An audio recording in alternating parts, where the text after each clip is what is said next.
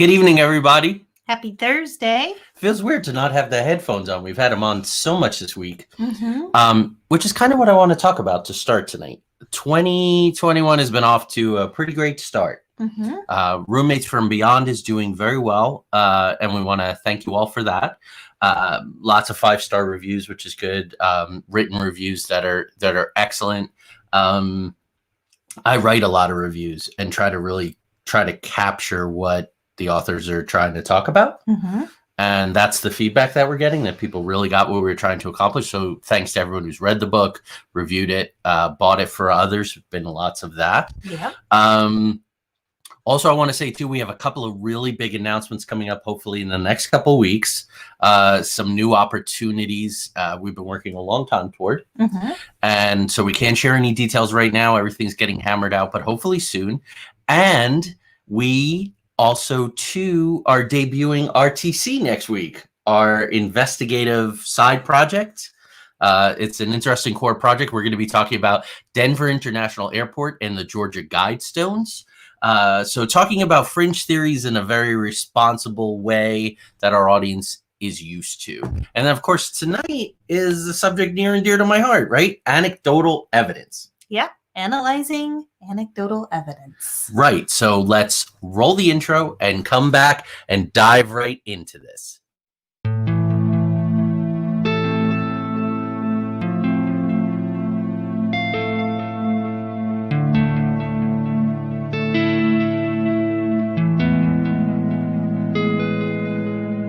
There exists a realm beyond our wildest dreams, a realm beyond reality that the gatekeepers and guardians have always told us consists of nothing but tricks of the eye, weather balloons, swamp gas, sand cranes, fairy tale myths of monsters, crackpot conspiracy theories, and desperate cries for attention. We know this realm exists, and it's just beyond the horizon, the preset path, the well-worn walkways where the cynics want us to stay. Instead, give this a listen. Put on your headphones, adjust your volume, close your eyes, and fasten your mental seatbelts, because the twilight-tinged turnoff from reality's alluring highway is looming just ahead. We're about to leave the plane of the easily explained, the couldn't possibly be's, and the no way I just saw what I saw's, for the spaces and places where everything is possible, and if you stay long enough, even probable. We're about to take a journey into the outer realms.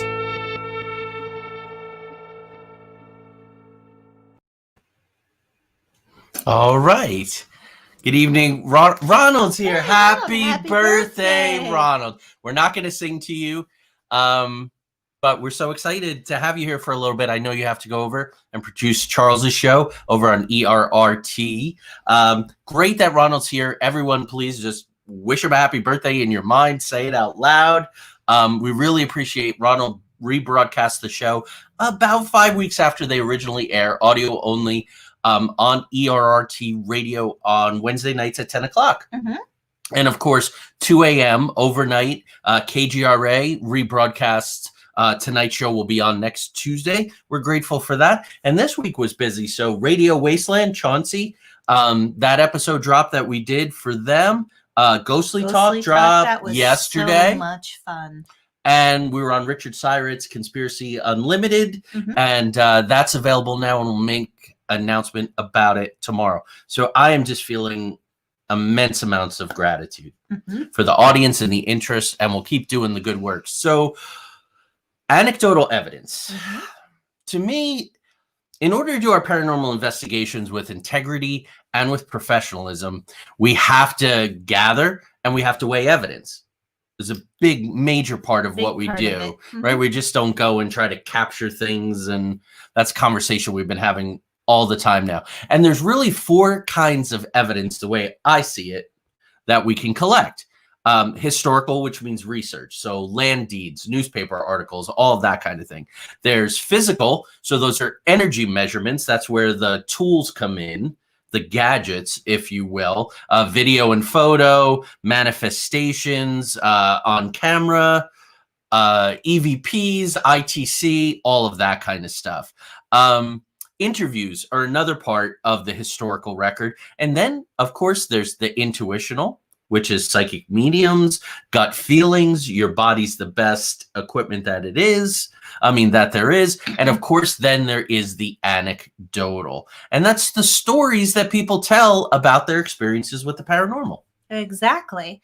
And of course, gatekeepers and cynics love to dismiss anecdotal evidence. Oh, yeah. The stories that people tell about their experiences with the paranormal in particular. They dismiss them as illegitimate, unscientific, and therefore useless. They say that because most people are limited in their ability to judge size, distance, and speed, really nothing that they say is worth listening to. So, excuse me, I'm all tongue-tied. I don't know what's going on. Some go so far as to say that witnesses are either crazy or just seeking attention. And we have unfortunately seen that in the field. Right.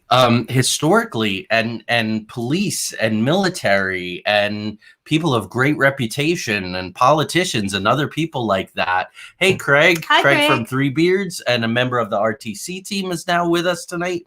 So one question we always ask when we're assessing anecdotal evidence is, why would they lie? I'm really stuck there. Because if there's anyone who's made a ton of money on their paranormal experiences, I have yet to meet them or hear of them. Oftentimes it's just the opposite. So I recently learned a Latin expression, and it's cui bono, who benefits. Who benefits indeed. Mm-hmm.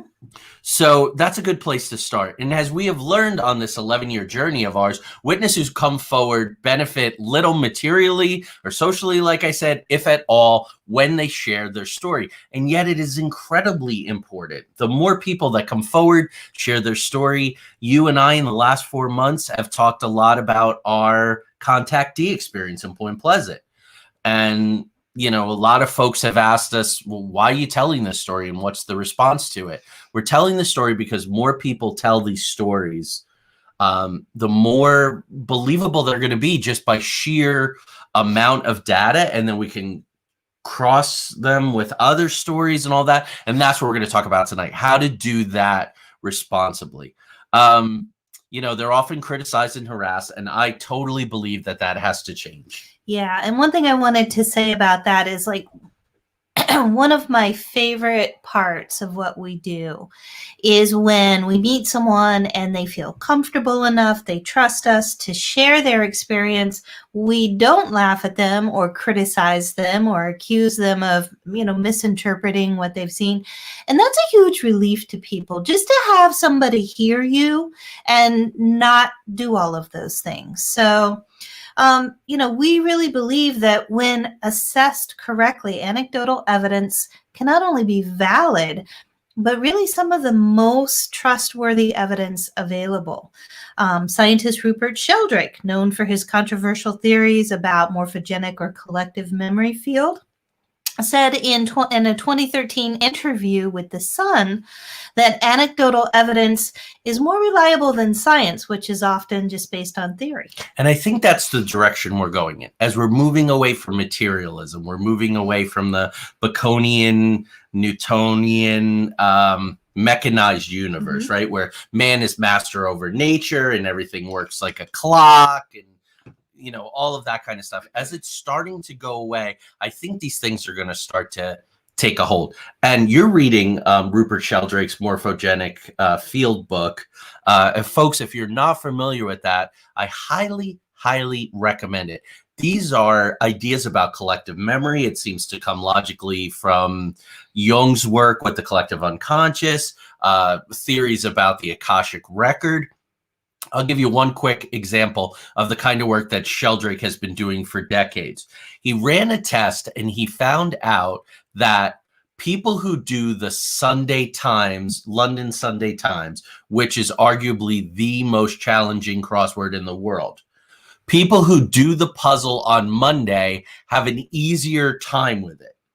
And the thought is because so many people have worked on it mentally on Sunday that's in the atmosphere, it's there, and people can pick up on it. This kind of thing is absolutely fascinating. It ties in with the 100th monkey. I was just going to say, it's you very know, much all of about that kind of 100th stuff. monkey. And what does that have to do with anecdotal evidence? Well, people are telling him that it was easier for them to do the puzzle and things like that. So he learned that. Now, science talks about gathering empirical evidence. There are certain terms, and I don't want to go into them because they're political, but there are certain terms that have been created to sort of perpetrate a con on people because they don't understand where the language comes from. So we always talk about empirical evidence. We have to gather empirical evidence. Can we define empirical evidence? Well, according to the dictionary, it is concerned with or variable, verifiable by observation or experience, that's data that is, rather than theory or pure logic. Science deals sometimes just with logic and theory. And empirical evidence is based on experience, observation. We also then get into quantum physics, the role of the observer, all of that kind of thing. So it's all of a piece, as they say. Now, in a completely different field, which this kind of thing always excites me, in the spring 2019 issue of the Serials Librarian, which I edit, all about serials cataloging, there were a series of articles pushing back on old paradigms in universities where these serial librarians deal all the time, and saying that his experience is more valuable than just data collection, right? And I do think that Brene Brown, when she says that a lot of the work that she does is putting a soul into data, she's talking about anecdotal evidence and cross-referencing people's experiences. Sociologists do it, anthropologists do it, psychologists do it, and it's very important for our field. But you have to do it correctly. Exactly. Of course, this debate's been going on since the dawn of science. And in 1948, poet Robert Graves in The White Goddess wrote, "Science itself is in difficulties. Scientific research has become so complicated and demands such enormous apparatus that only the state or immensely rich patrons can pay for it," which in particular, in practice, sorry, don't have my glasses on, implies that a distinguished search for knowledge is cramped by the demand for results that will justify the expense. The scientists must turn showman. And I think that there's another piece of this, and that's all the false information from gatekeepers, from scientists who don't want these stories to get out. I was watching something with you, and a conservative fringe estimate for the date of the pyramids is something like 8,000 years old, or even 14,000 years old.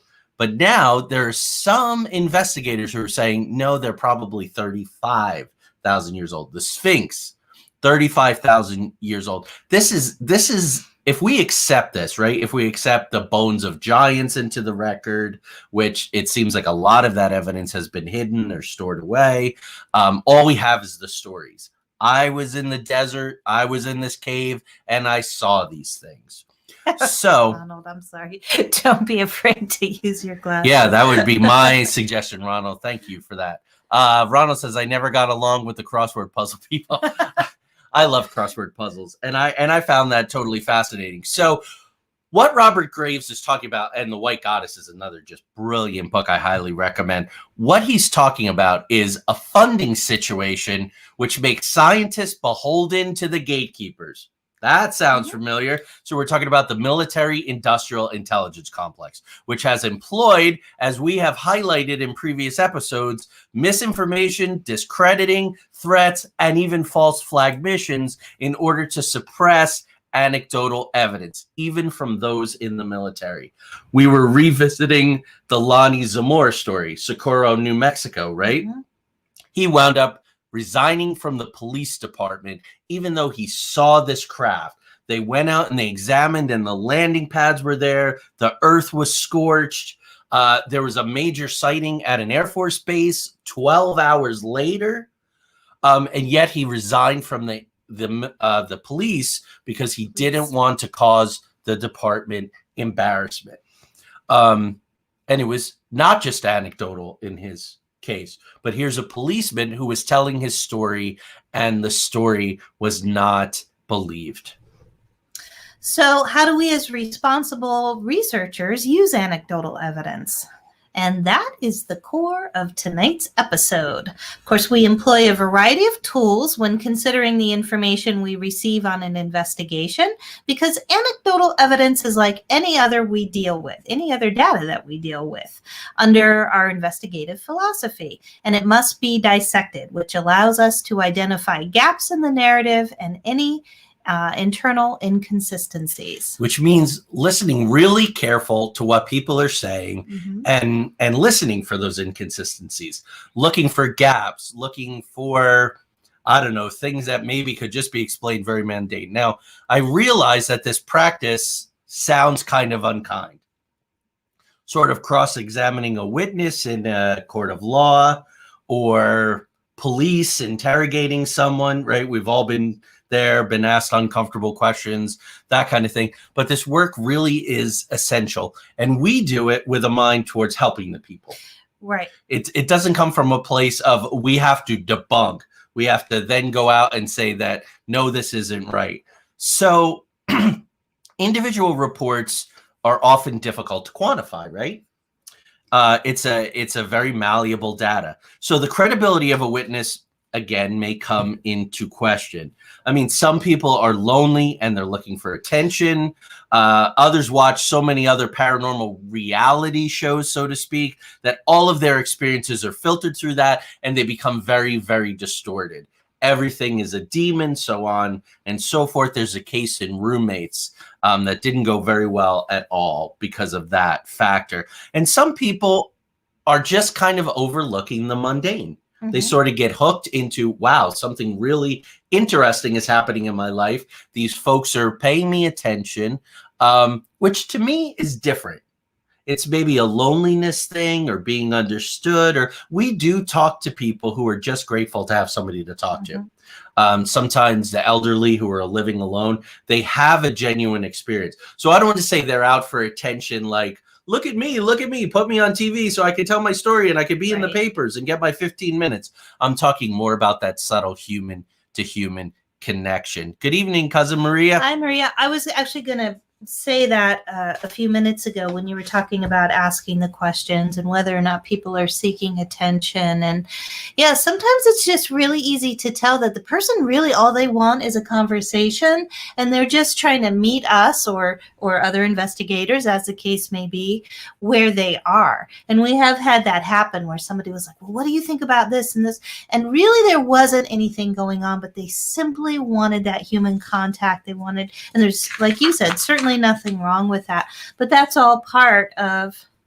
it's just more things that we have to factor in as we're listening, right? And we are going to get into the interview, and tonight for the first time on the show, like we're going to share not our whole interview, because that takes about an hour itself, but Tanya is going to share some of the key questions that we ask at the start of the conversation, because getting the conversation off to a good start is really important. So right. So sometimes experiencers have difficulty describing their experiences because they have nothing to compare that to. So when we interview a prospective client, when we're doing our field investigation, we try to identify certain data bits that we can apply to larger parallels and patterns from reports from different experiencers. And Joey mentioned that earlier, just kind of comparing, experiences. And yeah, we kind of pull it apart, compare things to one another, and look at other historical literature. Yeah, so Ronald asks, what is your key opener? Quite honestly, our key opener is we're here to help. And our first question is, it's very similar to how we approach our interviews on this show. One of the first questions we ask is, when did you first experience this? What was your first experience? And we really take it to that, to set a tone of trust and comfort and the fact that we're interested. So thank you, Ron. That was a great question. So the literature that Tanya is talking about is actually quite extensive. Like we have bookshelves full of it. Back here, we have stacks of it. Yeah, and we're publishing new stuff and reading the latest stuff. You know, think about this. There have been 160 years of research and recorded anecdotes going back hundreds, if not thousands of years, right? I mean, we were looking at some reports that go back to the 1400s, 1300s, 1500s, also 27 BC, some kind of story of red lights in the sky. Yeah, I mean, I remember reading about stories from during the Black Plague when there were encounters with these sort of like, it sounded like, I don't know, like gas mask kind of beings, you know, spraying some kind of fumes around, and yeah, just crazy things. So I was very surprised. Most people probably know this, but Arthur Conan Doyle, who wrote the Sherlock Holmes stories, he was one of really the grandfathers of serious paranormal research. And in the 1920s, he had over 100 books on the subject in his personal library. So there was already a good bit of literature, right? In the 1920s. Here we are exactly 100 years later, and that's probably instead of 100,000 or more, I'm sure. So we do spend a good bit of our time collecting, reading, and cataloging material for comparison, finding those parallels and patterns that can answer some of these questions and really go a long way towards proving some anecdotal evidence just by sheer repetition in the literature. Exactly. And we also apply storytelling and narrative analysis principles to the anecdotal evidence that we collect through our interviews with witnesses and clients during our field investigations. Right. And that is really key. That's really key for you and I collecting our initial data on a new case. And it's not just the story, of course. It never is just the story. It's also the people who are telling it. You are trained in a number of modalities, you have lots of letters after your name that help, plus your psychic medium skills, getting a sense about people. And I think that my years as teaching, mentoring, that kind of directing, really understanding gesture and tone, language, a look in the eye, this kind of stuff becomes really, really important. So we need to understand at the bottom all of that character-driven traits. So we're talking about story here. What we call the motivational and psychological drivers behind a person, a spirit, a ghost, or an entity's wants and needs. I mean, really, at the end of the day, a haunting happens, right? Other than residual, but a sentient, intelligent haunting happens because something or someone from the other side wants something from this plane of existence. It's inescapable. Yeah. And it might just be to say hello.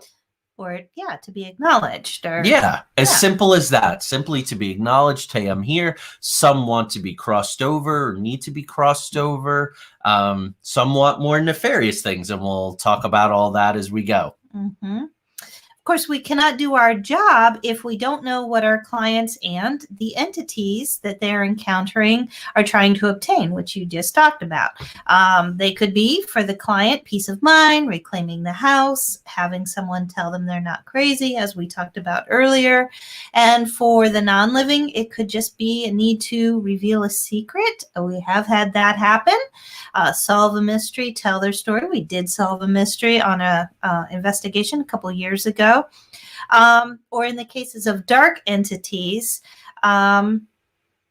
whether they're human or not, sometimes what they need is to feed on your energy. And they'll go to great lengths to scare you, stress you, whatever, in order to get that. So what they want to do is provoke fear and despair to get their fear buffet. Right. And 9 times out of 10, as much as we try to catch it in the manifestation phase, right? We're going to talk about, those 4 levels of, they're so key. We were talking about them with Richard Syrett a couple days ago. They're really, really important. We try to catch it early, but invariably, of course, people wait and they second guess themselves. They don't want to bother people. They don't want to seem crazy. They try to take care of it themselves. And so when we go in again, so Ronald, to answer your question again, our key opener is to calm the situation down, to put everyone at ease, almost to come in and give a timeout, be mediators. I often feel I knew several state mediators when I was in high school and college because they owned the restaurant where I worked. And that's what you want to do when there's a labor dispute or some kind of heavy political dispute. You want to go in and try to get everyone calmed down, get the emotions in check, and find a common ground. And that's what we're trying to do through gathering this anecdotal evidence. Where's the common ground, and where can we help? Getting the emotions in check is just so crucial. I know even for me, like, whenever we encounter, and even sometimes in our own home, we've had these experiences where we're encountering something, and generally, I don't really get scared. I don't get unnerved, but every once in a while we encounter something that's just really unsettling. And the first thing I do is check in with my energy and my emotions and do whatever I need to do to get myself grounded, to get myself clear, and to elevate my, my emotional state so that I can elevate my energy vibration. Right. So let's go a little deeper. We're almost at the turn of the hour already. Let's go a little deeper with exactly how we use story principles to assess and analyze anecdotal evidence. So as you all know full well by now, I'm a professional storyteller, story analyst, and I teach writing, and I'm a writer myself. It is an amazingly complex thing that we do to tell a story well, to write a story well, to structure it. And there are things that work. There are proportions. There are logical steps that unfold that we'll talk about in detail tonight. So I use a system that I developed, I guess about 20 years ago now. And it's called the 3 Threes of good storytelling. And they easily apply to identifying the major components of a haunting. So I'll give you all some homework. As we go over these 3 threes, and if you private message me, I'll send you a worksheet that has them. Next time you watch a reality show or watching a documentary about a haunting or a UFO incident or something, you can use these tools to assess the veracity of the story. I want to say too that in Roommates from Beyond, we actually take them and we apply them to a really interesting case that we had to show exactly how they work. So you could always look in the book there if you have it and kind of get sort of a class on that as well. The first group of the 3 threes will be familiar to you.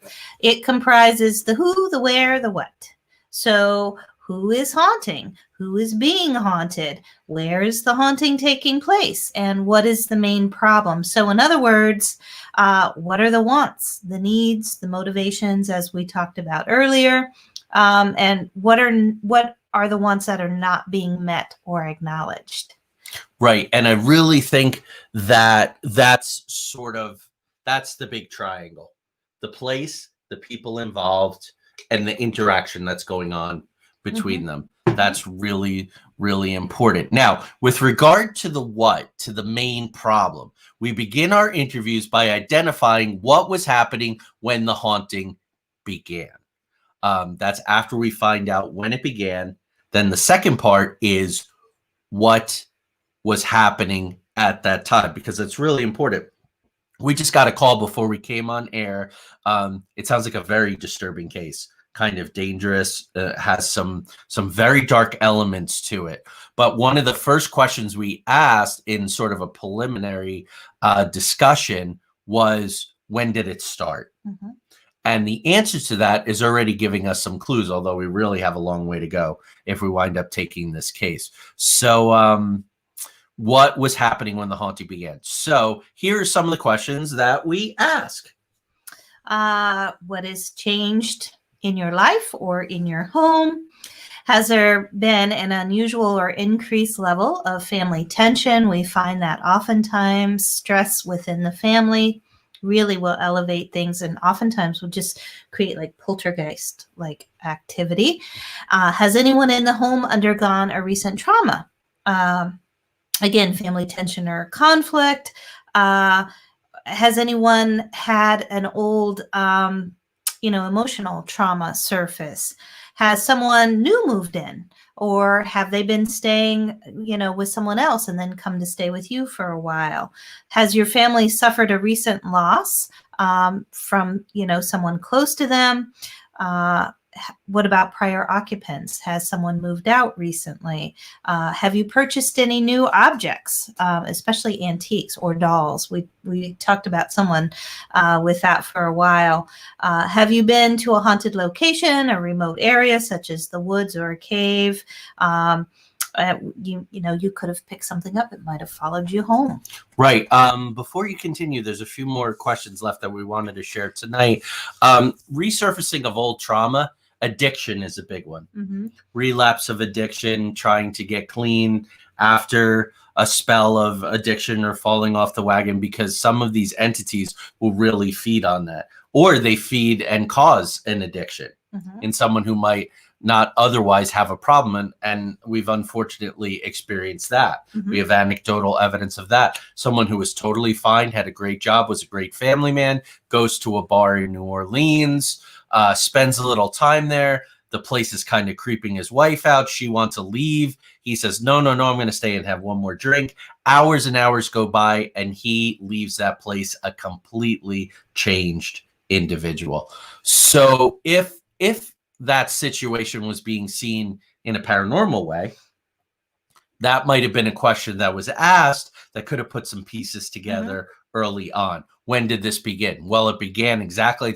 Okay, so let's research that bar. Are there other things that have gone on there? Have a psychic medium, try and get in touch and see if something is nesting inside this person, so on and so forth. But rest of the questions. Right. A change in your sleep patterns. And that's a big one for a lot of reasons, because first of all, if you're, it can give some clues about where you might be in the haunting, whether you're at, just manifestation or infestation or even oppression, depending on how that's going, what's interrupting your sleep or your sleep patterns.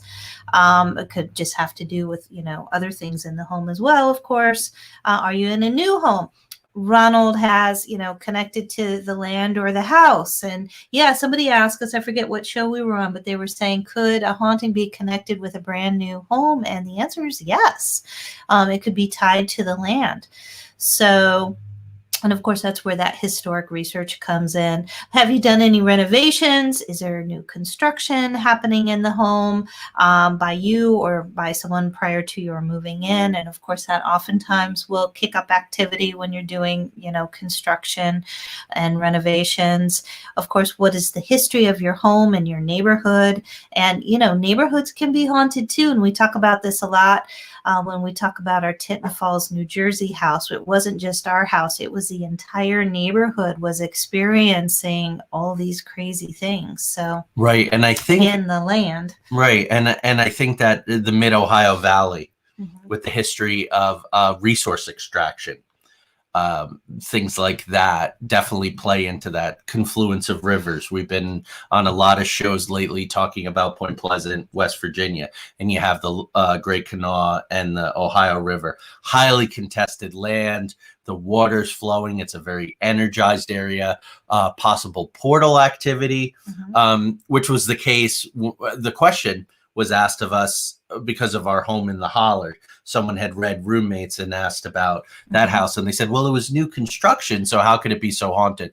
Well, there was a portal in that holler that brought all kinds of things through that were very, very attached to that land. And think about building a new home.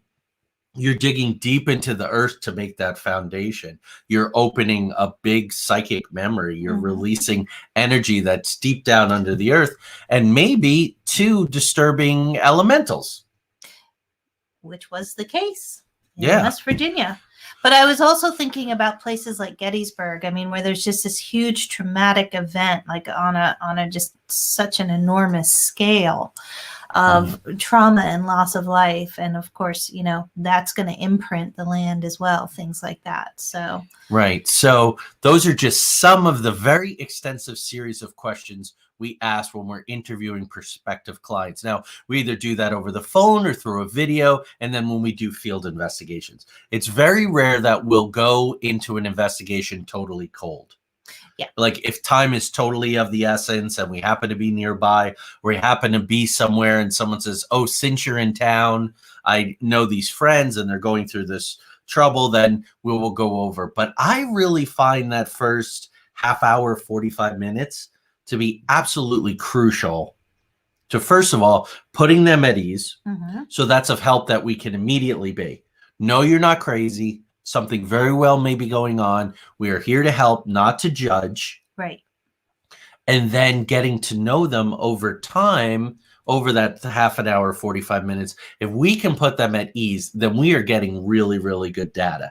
And they're just talking and we know what to pull out, what's the good wheat that's coming with the chaff, and then start to put that together. I did want to say, even before though we do the initial interview, we didn't really talk about this. Before I know anything, I just kind of want to know the names of the people.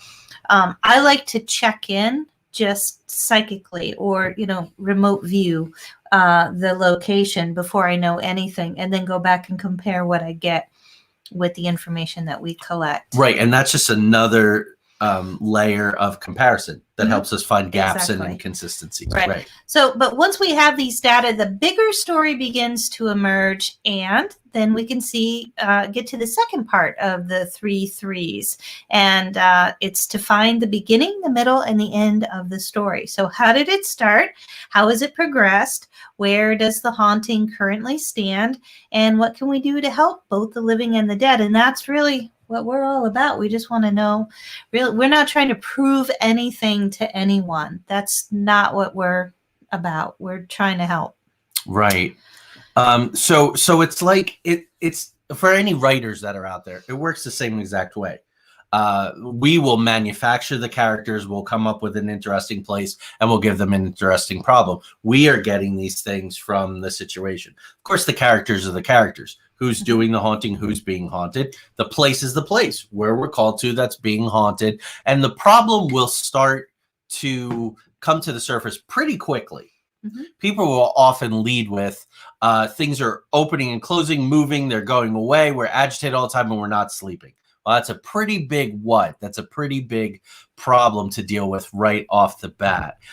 For most hauntings, our goal for both our clients and for those on the other side is that both the beginning and the end are contained in the manifestation phase of the haunting, and the middle of the story, where in classic storytelling, that's where the characters try to obtain their wants and needs, overcome obstacles, and solve the what or the main problem. And we want that to consist of either the ending in it early, or to manage the haunting based on the client's wishes and their particular circumstances. So people ask us, well, do you always cross over a ghost? Not always. They may not want to go. They may not need to go. They may be happy to just come along and go with and cohabitate and all of that kind of stuff. So we have a long question here, so let's put it up and read it. Such lines of questioning can be leading and suggestive to your potential witnesses. They should be avoided to prevent planting seeds of thoughts into your witnesses. They may then use your suggestive questions to embellish their stories. Well, Dale, in fairness, that is a possibility. But to ask questions and to get the story. I mean, we really, in order to help, we have to know certain information. And the only way to obtain the information is to ask questions in terms of, again, how long has this been happening? What's new in your life? What's happening in your life? It's the only way that we can kind of help them get to the bottom of what's happening. And you're right. And I think, Dale, we see it sometimes in hypnosis with people that have missing time or have gone through an abduction, or so. Yes, questions can, if not phrased carefully, can definitely be used to lead. So you need to be aware of that. And thank you for that. Yes, thank you. It is really all about how you're asking the question. So you were just talking about manifestation and taking a few minutes to. Right. So now we've mentioned manifestation. So again, let's just briefly go over the 4 levels of a haunting. So we got manifestation, we have infestation, oppression, and possession. So manifestation is when you first start to notice these things: lights, sounds, knocking, some poltergeist activity, things out of the corner of your eye, possibly an apparition, so on and so forth. Infestation is when those things grow to the point that they're interrupting your daily life. They're so consistent that they're beginning to have an effect on you. We like to come into the situation at manifestation or very early infestation, because infestation then can lead to the other 2. Let's talk about the outlier first. Possession, very, very rare, thankfully. And we've only witnessed that once or twice in our whole career, thankfully. But oppression is really important and can be quite dangerous. So as the infestation is happening, if sleep patterns are disrupted, if people are agitated, they're fighting, they're not getting their work done, family is at each other's throats, there's fear to go to sleep because the activity may be worse then. So we try to catch it in the manifestation stage. And then there's the third part of the 3 threes, which is circumstances, conflict, and climax. And Joey's so good at this. I have to say, like, we'll be watching a movie or something, and he'll be like, okay, here's, like, we're 20 minutes in, so this is, where they're going to do this. And he's always, it just blows my mind how knowledgeable he is about all of that. But since circumstances are the most complex, we're going to leave those for the last. But if possible, we want to avoid conflict with the ghosts, the spirits, or the entities. And this is where, negotiation or setting boundaries and then following our paranormal Bill of Rights are of really good value. So we want the climax to be, of course, a peaceful resolution.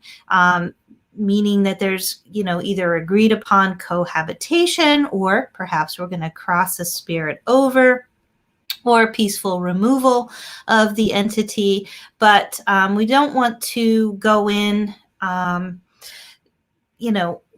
into a tense situation and create even more disruption, obviously. So we don't want to see conflicts and climaxes like we do in horror movies, for example. Right. We don't want to get to that point. So as for circumstances are at the heart of all of this. And this is the formula that I use. How, the where, the place, the environment, and the problem are affecting the character's behavior. Mm-hmm. So for instance, a house is being occupied by the formerly living. So here they are, and they're happy in there, right? Beetlejuice is sort of as an exaggerated version of this. People come in and they start doing renovations. They start making it their own. They start tearing stuff up. Well, the changes to the place now becomes a problem, and it's affecting the character's behavior. We have manifestation, letting you know that they're annoyed, and then it may get into infestation and worse if they're upset enough. So that really works really well, keeping in mind those circumstances, again, like I said, when we're looking at manifestation, infestation, oppression, and possession. Now, the worst phenomena, which is a big problem, right? A dark entity, a real danger, violence, marks on people, that kind of thing. And then the place, the more that they're in conflict, more it's going to affect people's behavior. Mm-hmm. So the worse the haunting gets, the worse it is for everybody. Obviously. And that's why we want to try to keep it in the manifestation phase at all possible. That's when a haunting becomes truly dangerous. Mm-hmm. So as we mentioned, we applied the three threes in detail to one of our investigations in Roommates from Beyond. But there's another quick example that we want to share.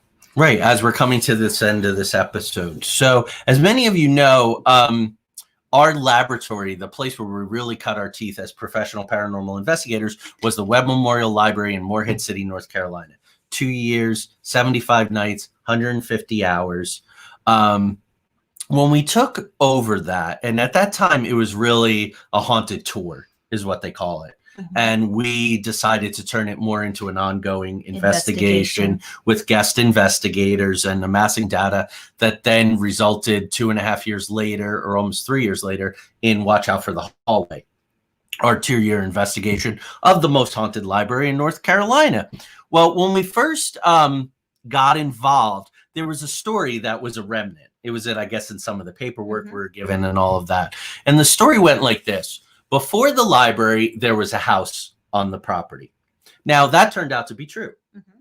And one of the doctors that occupied that library, even after death, Dr. Thompson, who we've talked about a lot, he actually owned that property. But it was said that there was a small house on the property that was occupied by 2 sisters, non-married, probably starting to feel familiar to you already. So a ship comes. It's a maritime town, of course. Here comes a ship to dock, and who comes off but this handsome sailor? And both sisters fall madly in love with this sailor. Well, he's got to choose one of them. So he chooses the younger, more beautiful, and of course, the other one is quite angry. Well, come the wedding day, and the sailor does not show up. So the sister, who was jilted, or so she thought, dies of a broken heart or commits suicide, depending on the version of the story. But as it turns out, the sister who killed herself comes back, drags the sister, the spinster sister, the jealous one, drags her into the sea with her forever, thereby killing her because she knows that the spinster had killed the sailor. Right, so he didn't jilt her. I always forget the order of events. So the question becomes here, if he's dead, she's committed suicide, but then she comes back and drags off her sister in the middle of the night into the water and kills her. Who knows the story, and how does it get passed on? So a story like that, what does it serve? Well, I mean, it was a great story to tell in the dimly lit courtyard, and it was a great device used when we took over what was then the tour. It was a great device to create a creepy mood and put the visitors in a very suggestible state under the guise of creating some historical context, and make the investigation a little more entertaining and eventful.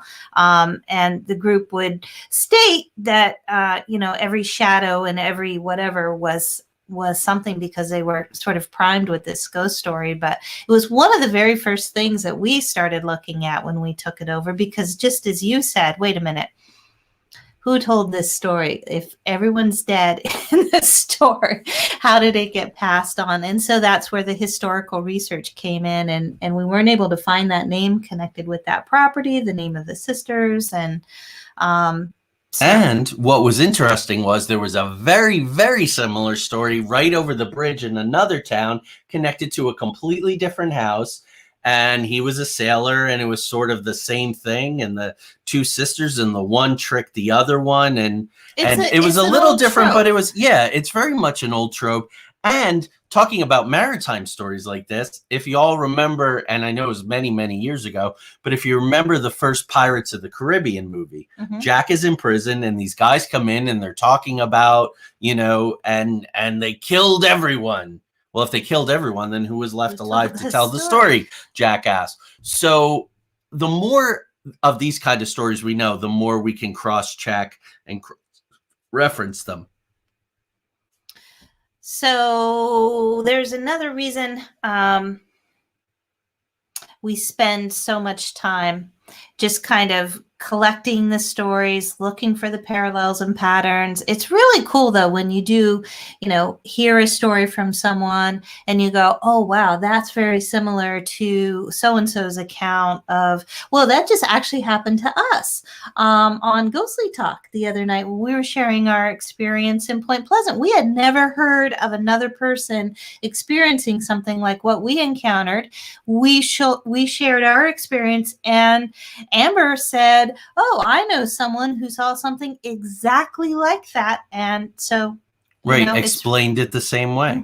Exactly. And all the research that we do when we keep these notebooks, and the more that we learn and the more that we see, the more I'm flipping back to go, oh, wait a minute, that was like 2 days after this thing happened. And when you start to link these things up, it really helps to take all of these pieces, all these disparate pieces, which are these anecdotal stories, and start to put them into some kind of quilt that has a cohesion of a larger picture. That's what's really is why all of this is really, really important. And I want to say again, we create a forum here on Into the Outer Realms. We have some people coming up with some very compelling stories to tell. We've had people, Tony Rotundo, several weeks ago, her entire family being abducted by aliens, her uncle being spontaneously healed with a very serious heart attack condition with what were certainly or sure sound like 3 classic men in black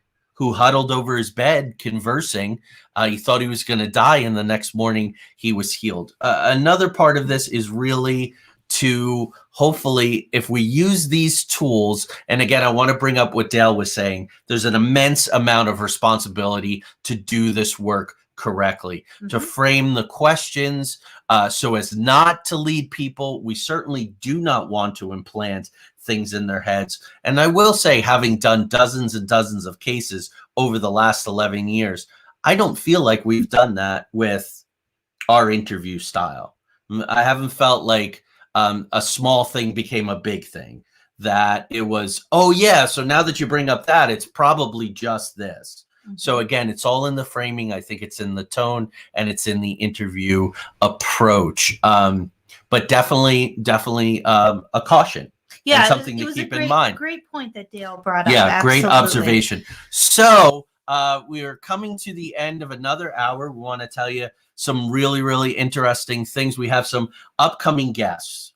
Michael Giannetti's going to be with us next month. Michael's so much fun. Yeah, but he's a lifelong abductee contactee. Yes. We have Josie Varga. Josie. Who's a sensitive.